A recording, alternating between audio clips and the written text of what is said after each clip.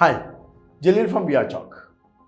Palpitation അഥവാ നെഞ്ചിടിപ്പ് എന്തുകൊണ്ട് ഉണ്ടാവുന്നു, അത് അയൺ ഡിഫിഷ്യൻസിയും തമ്മിലുള്ള ബന്ധം എന്താണ്?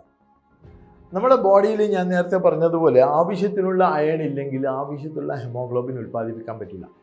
അപ്പോൾ ഉള്ള ഹെമോഗ്ലോബിൻ വെച്ചിട്ട് ബോഡി അഡ്ജസ്റ്റ് ചെയ്യുമ്പോൾ ബോഡി നിങ്ങളോട് ചോദിക്കുകയാണ് എനിക്ക് കൂടുതൽ അയൺ തായോ എന്ന്.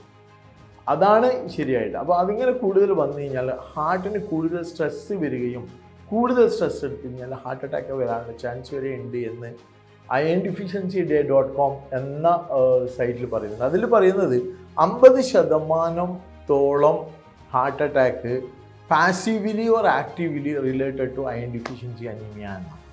അപ്പോൾ വളരെ ശ്രദ്ധിക്കേണ്ട ഒരു കാരണം, പാൽപിറ്റേഷനൊക്കെ ഉണ്ടെങ്കിൽ നിങ്ങൾ പെട്ടെന്ന് തന്നെ നിങ്ങളുടെ ഹെമോഗ്ലോബിൻ ചെക്ക് ചെയ്യുക. എന്നിട്ട് അയണിന് വേണ്ടുന്ന അയൺ സപ്ലിമെൻറ്റോ അല്ലെങ്കിൽ അയൺ റിച്ച് ഫുഡോ ഞങ്ങൾ റെക്കമെൻഡ് ചെയ്യുക ഡെഫിനറ്റ്ലി. കാരണം നല്ല റിസൾട്ട് ഉള്ളത് കൊണ്ട് വിയാ ചോക്ക് 2, 3, 4 കുറച്ച് ദിവസം കഴിക്കുമ്പോഴേക്ക് തന്നെ നിങ്ങൾക്ക് കുറേ വ്യത്യാസം അതിൽ പെട്ടെന്ന് കാണാൻ പറ്റും.